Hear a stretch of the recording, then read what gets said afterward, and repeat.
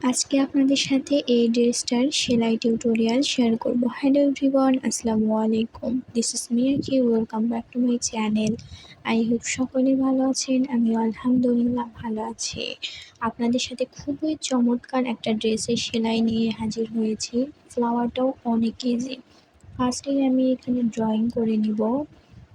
Drawing বলতে তেমন কিছু না, জাস্ট 5টা পাপড়ির জন্য 5টা এভাবে দাগ দিয়ে নিয়েছি। এতে করে পাপড়িগুলো সেলাই করতে আমার সুবিধা হবে। যাই হোক, ফার্স্টে আমি পাপড়ি করার জন্য এখানে একটা লেজি ডেজি স্টিচ উঠাবো, বেশি ছোটও না আবার বড় না, মাঝারি। দেন ওই স্টিচের ভিতর থেকে আমি 3টা বাটন হোল স্টিচ উঠাবো। এগুলো কাপড়ের সাথে কোনো সেলাই করা যাবে না, জাস্ট আলগার উপর স্টিচগুলো উঠিয়ে 3টা অ্যাটাচ করে দিয়ে সেলাইটাকে নিচের দিকে নিয়ে যাব। আমি আবারও একটা পাপড়ি করে দেখাচ্ছি, আপনারা ভিডিওটা একটু মনোযোগ সহকারে দেখবেন, আশা করি বুঝতে পারবেন।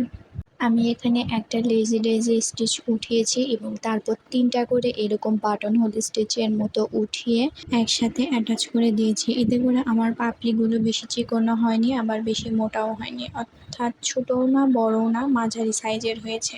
আপনারা বড় করতে চাইলে অবশ্যই বাটন হোল স্টিচগুলো কমিয়ে অথবা বাড়িয়ে নেবেন। দেন মাঝখানে একটা ফ্রেঞ্চ নট করে দিয়েছি, ওটার ভিডিও ক্লিপ আমার ডিলিট হয়ে গিয়েছিল, যার কারণে শেয়ার করতে পারলাম না। আশা করি ফ্রেঞ্চ নট আপনারা সবাই পান। তো ডালের কাজ করে নিলাম। এখানে ডালের কাজটা ডাল সেলাই দিয়ে করেছি এবং দুই পাশে আমি লেজি ডেজি স্টিচ দিয়ে 2টা পাতা করে দিয়েছি। খুবই সিম্পল, খুবই ইজি, এক দেখাতেই পারা যাবে। তো এই ছিল আজকের ভিডিও। দেখা হবে অন্য কোনো দিন অন্য কোনো ভিডিওতে। সবাই ভালো থাকবেন, সুস্থ থাকবেন। আল্লাহ হাফেজ।